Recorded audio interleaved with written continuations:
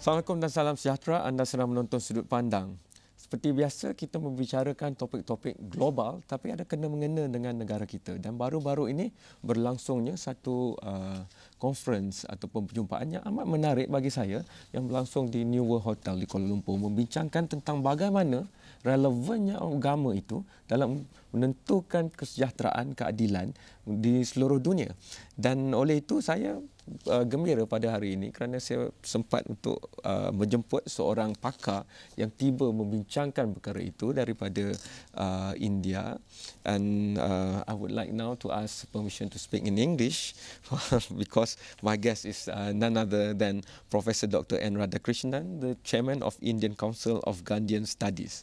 Thank you so much for being here today. Thank you for inviting me to be on I'll the just panel. like to tell a brief background to the audience. We've all heard about Mahatma Gandhi, but 6-7 decades later, now I would like to see how the approach of non-violence, which was greatly associated with Gandhi, we all learn in history. Maybe some of the newer generation haven't, but a lot of other people in Malaysia, especially, we know about the Salt March. We know about him bowing down to the threats of the British officers on horses. We've seen that in Gandhi, the movie, but in the latest last few days, we heard about bombings in public places in India. We heard about the recent bombing also in Istanbul, for example. How do we use ahimsa or the approach to non-violence in meeting up with crises and differences all across the world? Because as the world globalized, it seems that violence is the word of the day rather than non-violence. Well, friend, you have raised a very vital issue. It is difficult to answer in a sentence or two because but at least a start, yeah. We are in a society where violence is glorified. Violence is glorified in private life, in public life, not only by media, by every segment. What happens in a public place or in an institution? You talked about violent explosions or bombing, serial bombing in Bombay or any other place.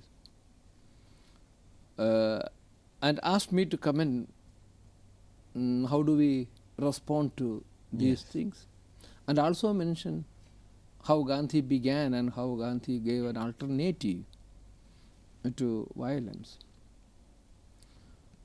Well, do you think that there can be a single answer to this vexed problem? Violence has always been there in society, but there is no justification for glorifying violence or society accepting violence as a fact of life and remaining silent. Are we going to accept it and take refuge and remain silent? What is important in human life, as we shape and reshape, as we assess and reassess human capabilities on the basis of the emerging realities? One very important aspect that comes to my mind as a trainer of non-violence, as a student of Gandhi, and as someone who looks at what is going on at both national and at international, as the result of the pressure of not only a globalized world. I will not blame everything on this front. Oh, it's all because of the mad rush of humanity after wealth and power. Well, they are all semantic and academic. We have to go beyond semanticism or maybe academic interpretation of developments. We have to find out where do we come in? Where are we? Where is humanity? Where are you and ordinary persons like me and our hapless brothers? We are all caught up in the orgy and web of not only materialism, insensitive way, the manner in which we look at things and we shape, and what is called a perverse delight in not responding to challenges. You mentioned Gandhi. Yes. Gandhi was a product of history. Gandhi was a product of his times. In his attempt to respond to the challenges, one of the methods that came to him was a non-violent approach to conflict management. Yes. And he himself said, there's nothing new in the way in which I teach. Non-violence and truth are as old as the hills. So he was only reinterpreting certain values, certain approaches, certain attitudes which have been there in our tradition all along, all along. So maybe I am not answering to your question. You have raised a very valuable point. But then there it all depends on how we respond creatively to the emerging challenges. What are we doing in our search for alternatives? That's why, since you're here and you're very well versed with the ways of Gandhi and studied it extensively, one of the main characteristics of Gandhi was to be able to use the non-violent approach, which is usually associated at that time with people staying in a cave, you know, being peace with oneself and religion and going to maybe religious places. But he transferred that in a very populous and very crucial time for India, a populous nation with diversity of religion, ethnic and languages. For example, 6 main religions of the world, 6 main religions of the world also exist in India, and that's always the two, you know, between the Hindus and the Muslims. So how did Gandhi manage to transfer all this belief into the political struggle? Because maybe that's what we need now. Sorry. Well, for this also, there is no answer in a word or two. The whole life of Gandhi, from 1869, the year of his birth, to the day of his assassination at the age of 69, on 30th January 1948, is the answer that here was someone who looked at society, societal change and challenges. These 3 things: society, societal changes and the challenges vis-a-vis responsibilities of each citizen, each person in deciding the caliber of life, the kind of life that one wants. Depends on the kind, the shape of the nation depends on the kind of citizens that we are. So Gandhi, learning from history, learning from his own religious background, his own perception. You know, he went to South Africa as a lawyer's assistant. He began his life there, but then he saw a large chunk or segment of people were denied of basic human rights. Can we repeat that now? Can we hope for politics and politicians, for example, to go back to the drawing board and use non-violence as a key part of their policies?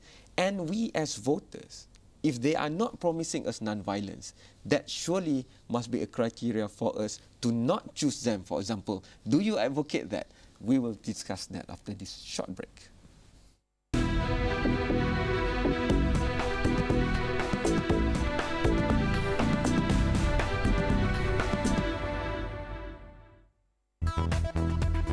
Setiap Jumaat 10:30 malam, Mozaik Dunia. Kita akan melihat kisah suka duka kehidupan dalam Mozaik Dunia. Kita akan melihat warna-warni kisah manusia yang kami rakungkan dalam Mozaik Dunia. Gabriel belajar bermain piano ketika berumur 7 tahun. Wayan Sudiarsa memulakan seni mengukir kelongsong peluru sejak 1994. Mozaik Dunia. Setiap Jumaat 10:30 malam di Astro Awani, Gerbang Dunia Kita.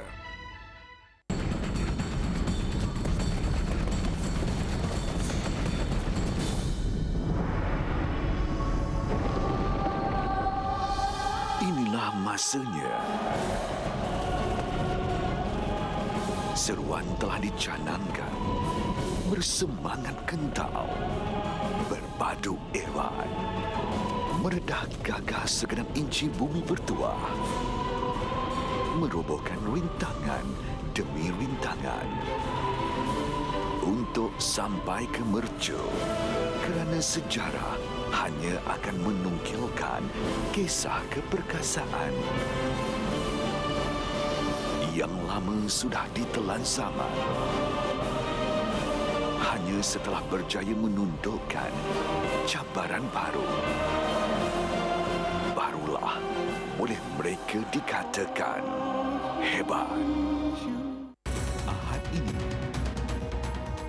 mengembara, merentasi sempadan dalam mencari realiti dan identiti, keunikan, tradisi, adat budaya dan tamadun Nusantara.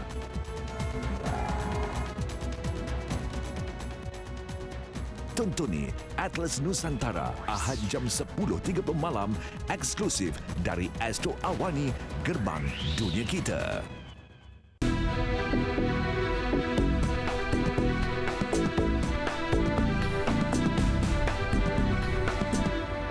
Thank you for still watching Sudut Pandang. A few days ago, there was this big conference discussing about how religion is still relevant in the quest for justice and peace in the whole wide world. And today with me, I have Professor Dr. From the Gandhian Studies movement, where I want to see how we can use the very spirit of non-violence, or ahimsa, am I right? Ahimsa, Right. that was used by Gandhi successfully in the political struggle against colonialism of the British. But now in the modern society, it seems so hard to reach. And should civil society, that's been said to rise and rise in a big way nowadays, be demanding of every politician that's supposed to represent them that ahimsa or non-violence must be a policy ingrained into the policies of the politicians?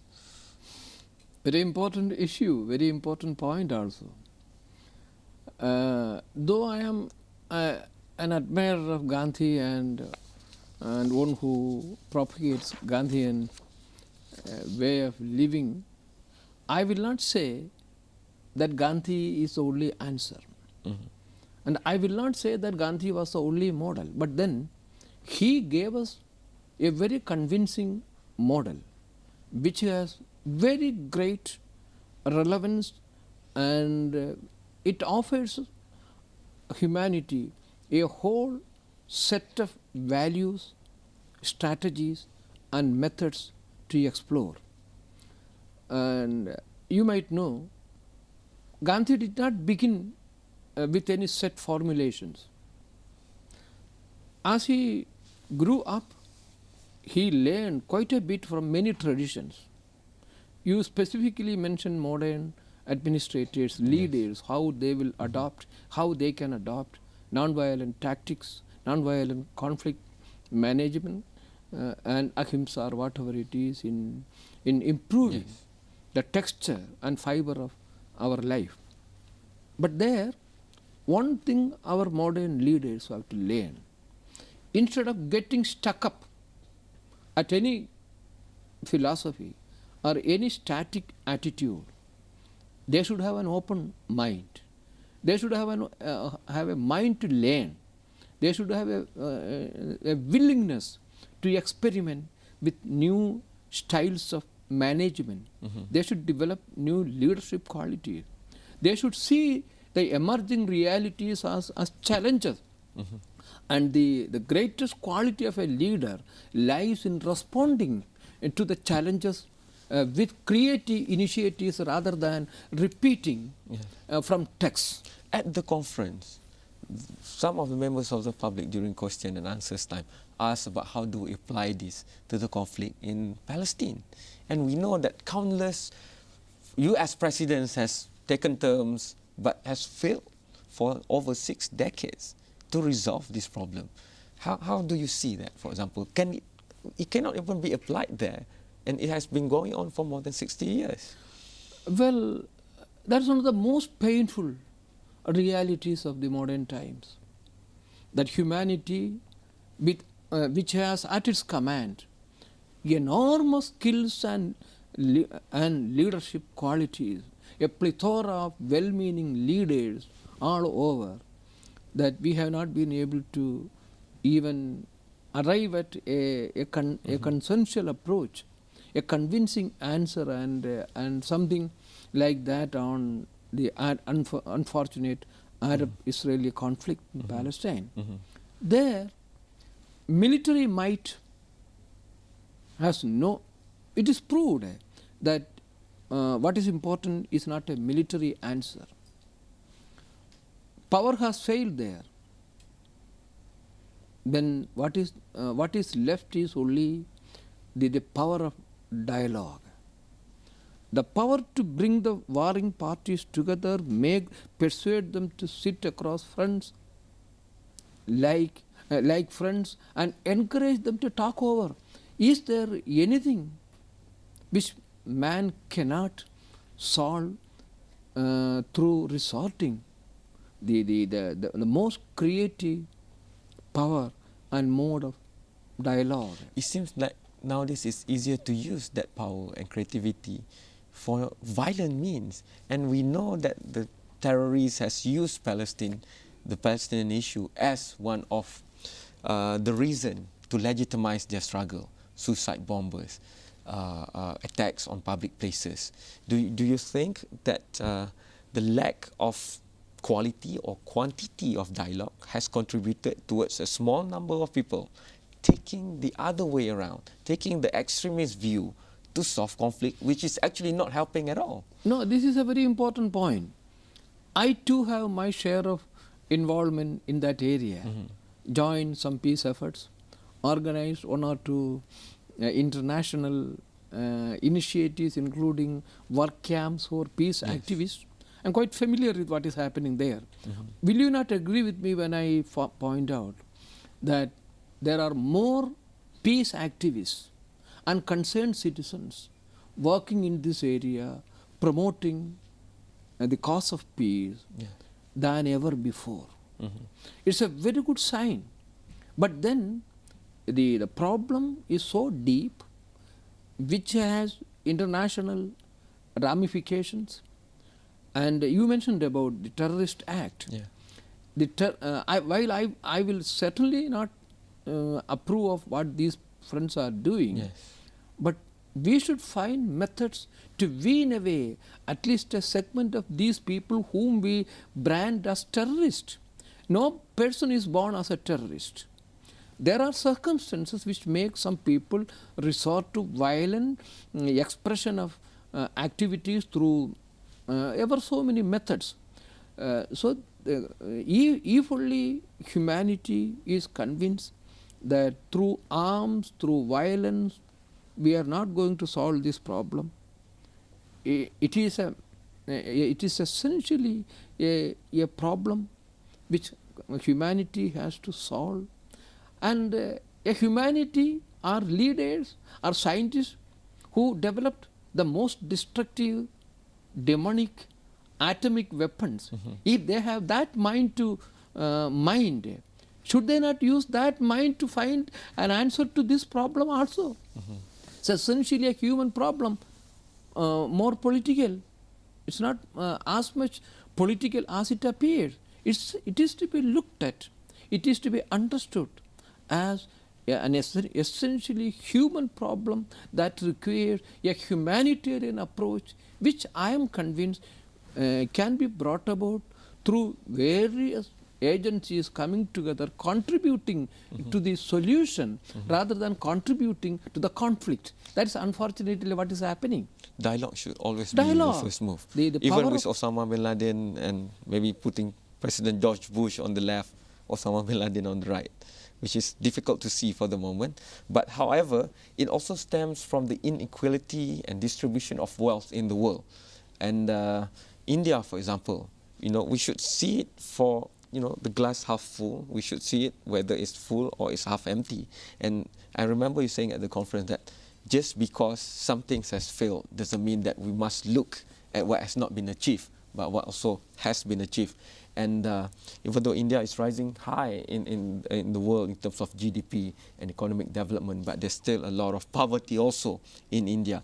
And Professor in his lecture at New World Hotel said that something about 80% of the world is actually controlled by 20% when it comes to wealth and resources, for example. We'll discuss that after this short break.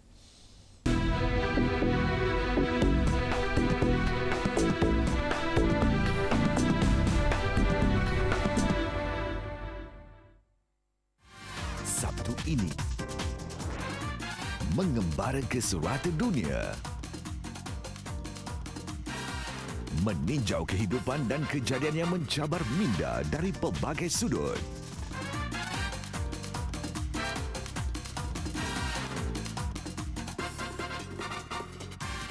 Tontoni 360 Degrees Sabtu 5.30 petang di Astro Awani, Gerbang Dunia Kita.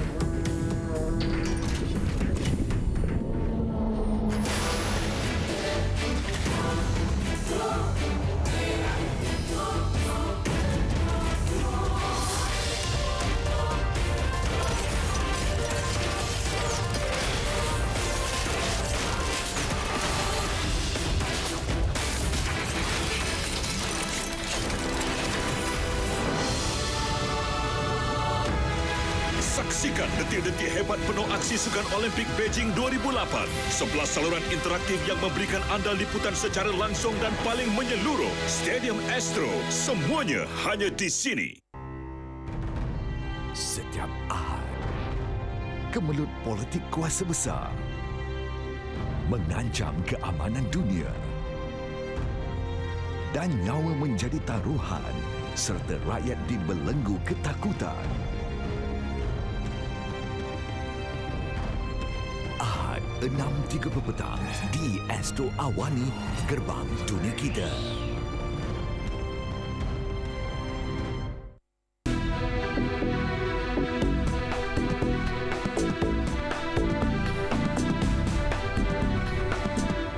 Thank you for still watching Sudut Pandang. Religion in the quest for global justice and peace. There was a conference on that. A lot of people came to KL to discuss that from all over the world. And one of them is here with me today. And an expert in the ways of Mahatma Gandhi. And it's not easy to do that today. And you've said in your lecture about how 80% of the world's wealth is in 20% of world population, for example. So how can we have global justice, peace and equality if we don't have a better dynamics in aggregating resources of the world, for example? I am fascinated by the way that you have been trying to look at this problem. Okay. But don't you think that as we go forward, as humanity has moved from a certain age, stage of its development to the modern time, we have been going only forward, not to backwards. Then, every age has its own tendencies, for which that age or the next age finds some kind of answers. It's a complex issue. It's directly related to the perception of individuals, human mind. If only we can find answers to all the greedy nature of man, jealousy, desire to dominate. These are the three just like there is the power of infinite love in each of us.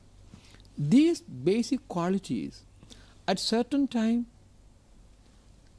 they dominate. There were times when spiritual powers exerted great influence on the thinking mode of people. this gave place to acquisition of wealth during the Industrial Revolution. Countries, before that, countries went abroad looking for colonies. Yes. And which led to many other things. Yes. Then came Industrial Revolution, followed by capitalism, and now the globalizing world and these things. There was a time when might was considered to be the greatest power. So the present situation in which we find ourselves, where there is inequitable distribution of wealth and there is great injustice prevailing, I consider this again a passing phase in humanity. Man by nature, he has the ability to rebel against injustice, and every stage had its own prophets and social reformers. That's why we have Prophet Muhammad, Yes. who rebelled against the kind of injustice you and I are talking about right now. Jesus Christ was allowed to be crucified by his own volition. He did not rebel. He did not say that what you are doing is unjust. What he said is only, even bleeding, lying on the cross, oh God, oh Father, they do not know what they are doing. Forgive them for their sins. And the Buddha, also, though he was not crucified and treated that way, when he showed light, and when he was also rebelling against the manner in which religious institutions, spiritual leaders and material leaders had hijacked social structures to promote their own vested interests. I have about 2 minutes left, so I would like to use the remaining time to look at something positive. We have now the e-economy, knowledge economy, where internet is going more and more pervasive. And in the old days, you need one person to go around and capture the imagination of a lot of people. But nowadays, one individual from Malaysia can speak to a lot of individuals in India, for example, on his own, And can this be turned as the rise of civil society? And we've heard also in the panelists that discuss your lecture, where now it's back to the individual to empower themselves. Make it right at the individual level first. And that sounds a bit idealistic, but with internet, with individual economy, that power can be raised and harnessed all over the world simultaneously, for example. Can we actually now finally have a homogeneity of good principles instead of the bad, where no more one person can determine to bomb hundreds and thousands of people, even though in the old age you just kill 1 or 2%, and now going into the modern world, you have the power to kill millions, for example, and you are using that. How can we go forward using the modern tools that we have to really foster not only non-violence, but also peace and justice? See, the most modern gadget or property that we have is a human mind, which creates all these kinds of things that you have just mentioned. Okay. However great they are, I discount these things in a different way.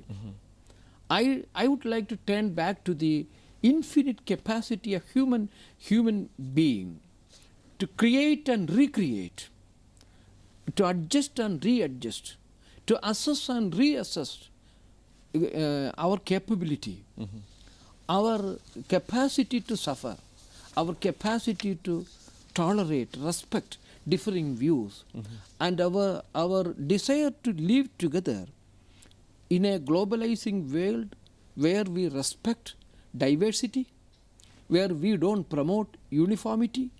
And this diversity can be nurtured only if we respect what you call my humanity. You have to respect my humanity, which in turn will enable me to respect your humanity.